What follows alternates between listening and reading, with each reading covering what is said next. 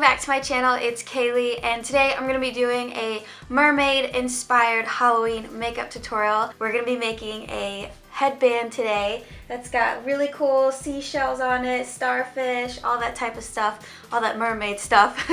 I'm first going to do the do-it-yourself headband, and then we'll get into the hair, how I did it, and then the makeup. So I hope you like it, and let's just get right into it.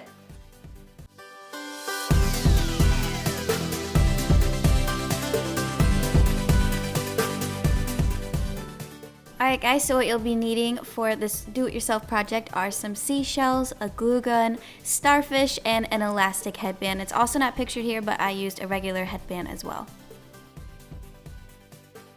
So the first thing we're going to be working with are the starfish, and you just want to lay them out how you're going to put them on top of the headband, and go ahead and get your glue gun and just glue them down about a few inches apart from one another, so that way we can put the seashells in between them. And in case any of you guys were wondering where I got my seashells and my starfish from, they're actually from a store called AC Moore. So once you're finished with that, you can go ahead and start gluing all the little seashells onto the headband. I glued mine in between each starfish. I started with the actual bigger seashells on the base of the headband, and then I layered on top all the swirly looking seashells.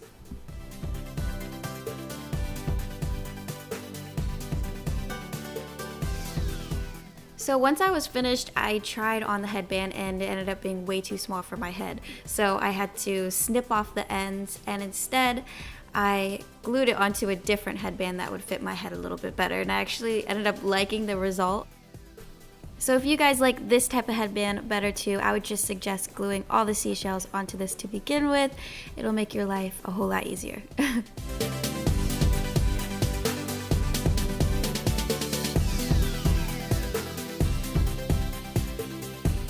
And here is the finished headband.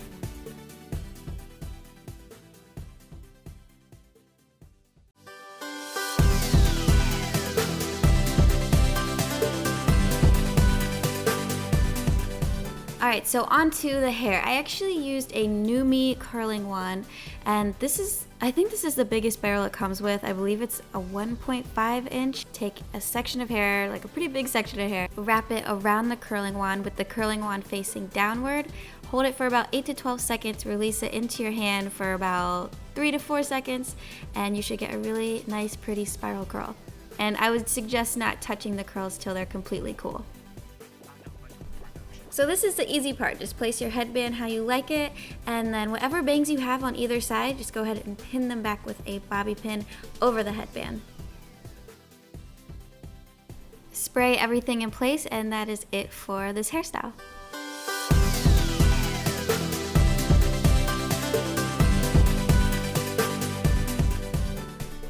First thing we'll be applying for the makeup is foundation. That is my NARS Sheer Glow foundation, and I'm mixing it with my Josie Maran Argan Illuminator for a really nice all over glow. This little sponge you see me dotting all over my face is called a beauty blender. You can get it at Sephora, and I like applying my foundation with it because it just makes it look airbrushed. It gives that perfect flawless finish, and I absolutely love that. So now that the foundation is done, we're going to go ahead and prime our lids with the Urban Decay eyeshadow primer potion. I'm just putting it onto the lid and then blending it out with my finger. Next, I'm taking my NYX Jumbo Pencil in Milk, and I'm putting that all over the lid and blending it out with my finger as well. This is going to work as the base for some really colorful eyeshadows that we're about to put on. First up, we have from the I Dream of Greenie Wet n Wild palette is this crease color, and it is a gorgeous green. I don't even know how to describe it. It's like a seafoam green, and I'm using an eyeshadow brush to apply that to the very outer corner of the eye. Going back into that same palette, we're going to use the really bright green color and apply that to the inner corner of the eye. To blend those two eyeshadows together, I'm using the brow bone color from this palette in the very center of the lid. Now take a light purple color with a blending brush and blend that right through the crease.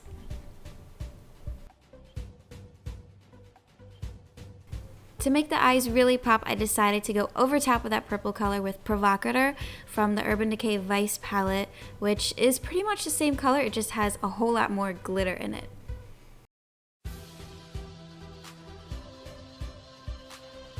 Alright, so now take a black eyeliner pencil and line your upper lash line with this. And make sure not to make it too thick. You don't want to overpower all these beautiful colors that you want to see when you open your eyes. Also, don't forget to fill in your eyebrows. I'm making mine a little bit thicker than usual with the eyeshadow Buck from the Naked palette. For mascara, I decided to use Bad Gal Lash from Benefit, but you guys can use whatever you like to use. And I am going to be using lashes. These are individuals from Ardell. You can just get these at any drugstore. And I'm taking my tweezer and applying a few to the outer edge, moving like a centimeter up and putting a few more, a centimeter up, putting a few more. You basically want to spread them out so they kind of look like coral reefs. And now onto the lower lash line. I'm going to be lining my waterline with this black pencil from e.l.f. Pick up that crease color from the Wet n Wild palette and put it in the center of your lower lash line.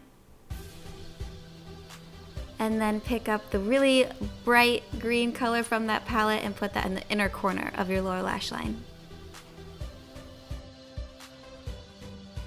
For the face, we're going to use Rimmel's Stay Matte Powder just to make sure the foundation stays on all day and you don't get greasy or anything like that. And I'm using my favorite e.l.f. powder brush. I'm only going to be contouring just a little bit because I do want the face to look youthful and round. So I used my Benefit bronzer in Hula just to contour underneath of the cheekbones a little bit. For blush, I'm using Benefit's Dallas and I'm applying that to the apples of my cheeks for a nice rosy flush. To get that really sun-kissed look, I decided to use a cream highlighter. This is Benefit's High Beam. I blended it right on top of the cheekbones underneath of the eye. But you could also just use a white eyeshadow and put that in the same exact spot. So I wanted my eyebrows to look a little bit more like frosted to continue on with the ethereal look. So I took a spoolie and my Jumbo Pencil in Milk from NYX and applied it to the very tips of my eyebrows. This was a last minute decision. This is Unhinged. It's an electric blue color from the Urban Decay Vice palette, and I put that on the very outer corners of my eyes. And that finishes off the eye makeup and the face makeup. For those really pretty natural lips, all you have to do is conceal out the edges of your lips using a concealer and a sponge, and then in the very center of your lips, put a pink lip gloss.